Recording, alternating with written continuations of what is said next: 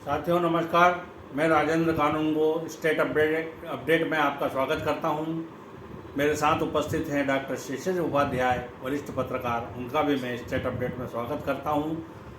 आज हम चर्चा करने वाले हैं कि ये जो वरिष्ठ केंद्रीय मंत्रीगण, वरिष्ठ नेतागण प्रदेश में आते हैं, खास करके भोपाल में, तो जो यातायात व्यवस्था है वो इस प्रकार बिगाड़ दी जाती है, इस प्रकार से उसको प्रोटेक्शन देने के लिए नेताओं को रास्ता क्लियर मिले कि आम जनता उसमें बहुत दुखी और परेशान हो जाती है कि हम किधर से जाएं, किधर से न जाएं, क्योंकि वो वहाँ तो बैरियर लगा है। वो कह देते हैं जो पुलिस के जवान हैं या अधिकारी हैं कि यहाँ से नहीं जाना है, आप उधर जाइए, वो भटकते रहते हैं। तो ये जो सारी स्थिति है, ये आम जनता से दूरी क्यों, नेताओं की आम जनता से इतनी कोफ्त क्यों? जो आम जनता, जो मतदाता, जिनके वोट पर इनको ये गद्दी मिली है, वो जीत करके और उसके कारण ही ये बड़े बड़े पदों पर पहुंचे हैं, वो जनता बाद में इनके लिए ऐसी हो जाती है कि यदि उनके बीच में से निकल जाएंगे तो इनको खुजली हो जाएगी। तो ये ऐसा भेदभाव क्यों होता है? डॉक्टर साहब, आप कुछ कहेंगे इस पर? जी नमस्कार। बिल्कुल सर, आपने सही मुद्दा उठाया और ये हमारी 135 करोड़ की आबादी जनता इससे बहुत परेशान रहती है, बहुत प्रभावित रहती है और होना भी चाहिए उसको प्रभावित, क्योंकि ये वही जनता है जो अपना टैक्स देती है। वो अगर टमाटर खरीदती है तो टैक्स देती है, वो बिजली का बिल जलाती है तो टैक्स देती है, बच्चे को स्कूल फीस, हम जीएसटी 18% जीएसटी देते हैं, हम कुछ भी करते हैं। अगर हम टीवी देख रहे हैं और आज आपके सामने हम ये समाचार दे रहे हैं अगर, तो इसमें भी 18% जीएसटी हम आपको दे रहे हैं। तो ये जनता को हम जो दे रहे हैं और जनता जो टैक्स देती है, तो उसको यही, उसकी नियति यही है कि आप टैक्स दीजिए और ये जनता की सेवा के नाम पर ढोंग करने वाले कि हम जनता के सेवक हैं, और उसके पलने वाले उस टैक्स पर उनका बंगला फ्री, उनकी कार फ्री, उनका पेट्रोल फ्री, उनका मोबाइल फ्री, उनका हर चीज़ फ्री। वो हमारी जो टैक्स दिए हुए पैसे पर पलने वाले हमें दूर तो भगाएंगे ही, क्योंकि हमें दूध में मक्खी की तरह बाहर कर दिया जाता है। आपको आश्चर्य होगा सर कि भोपाल शहर में दिन भर में 25-50, आपने देखा होगा कि जब देश के माननीय प्रधानमंत्री जी ने 2015-16 में एक घोषणा की कि हम वीआईपी कल्चर समाप्त कर रहे हैं, उन्होंने लाल बत्ती कल्चर हटा दिया।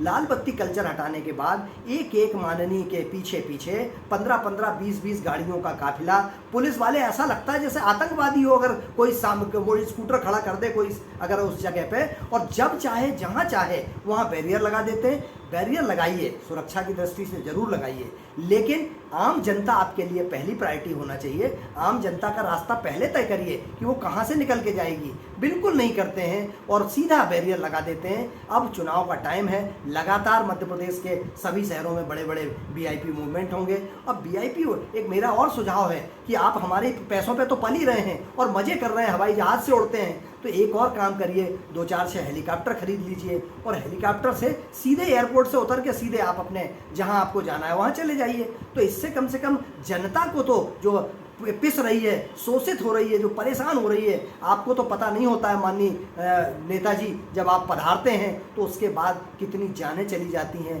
कितने लोग अस्पताल जाने के पहले रास्ते में दम तोड़ देते हैं। बच्चे इस गर्मी में, भीषण गर्मी में, बच्चे जब वैन में स्कूल से घर आने का टाइम होता है और उस वैन में इतनी गर्मी के कारण तले जैसे जाते हैं, इतना परेशान होते हैं, लेकिन आपको फर्क नहीं पड़ता। आपके आगे 25 गाड़ियाँ, आपके पीछे 25 गाड़ियाँ, एसी चल रही है, तो आपको नहीं समझ में आएगा, क्योंकि आप जनता के पैसे पर पल रहे हैं। जनता जो खून पसीने की कमाई का जो डीजल जलाती है, पेट्रोल जलाती है, जिस पर टैक्स देती है, उससे पूछिए कि उसकी हालात क्या है। लेकिन इस पर कोई नहीं सोचेगा। बुद्धिजीवियों को चिंता करना चाहिए और मुझे तो लगता है कि सरकार जितना कर ले, 100, 200, 500, 1000 करोड़ और खर्च कर ले अपने उस पर। एक सुरंग बना लीजिए आप, जहां आपको जाना है एक जगह, लेकिन उसके बाद भी उनका तुर रहा है। जनता फूल बरसाए रास्ते में, तो उनके आदमी जगह जगह रोक के रास्ता बना के, मंच बना के फूल भी बरसाना है, उनको बताना भी है। हमने फ्लैक्स लगाए हैं आपके स्वागत में, तो वो भी करना है। एक एक नेता एक बार जब आता है सर तो 2-2, 4-4, 5-5 करोड़ रुपए खर्च हो जाते हैं उसके स्वागत पे, टेंट में, फ्लैक्स में, उसके स्वागत सत्कार में। ये पैसा प्रदेश की जनता को 10 रुपये यूनिट बिजली मिल रही है प्रदेश की जनता को, हम जब देते हैं 5-5, 7-7, 10-10 हज़ार रुपये का बिल जमा करते हैं तब समझ में आता है कि क्या करें ये। और आप उड़ाते रहते हैं, तो इस पर तो कम से कम रहम कीजिए, इस पर तो थोड़ा सा विचार कीजिए कि जनता की समस्याओं को पहले प्राथमिकता दीजिए। आप आइए, स्वागत है आपका, आप खूब भोपाल में जितने कार्यक्रम होते हैं आप, लेकिन आप देखिए ना सर, एक सामान्य प्रक्रिया है, एक मंत्री दिल्ली में भी उसके पास बंगला होगा, भोपाल में भी बंगला होगा, और वो जिस जगह का सांसद है वहाँ भी बंगला होगा, 3-3 बंगले, सरकारी बंगले उसके पास रहेंगे। हम पूर्व मुख्यमंत्री के नाम पे, कमलनाथ जी पूर्व मुख्यमंत्री थे और श्यामला हिल्स पे रहते थे, और एक बड़ा बंगला उनको और दिया जाएगा। ये किस कानून में लिखा है, किस नियम में लिखा है? पूर्व मुख्यमंत्री को जीवन पर्यंत बंगला मिलेगा, कार मिलेगी, गाड़ी मिलेगी, किस नियम में लिखा है?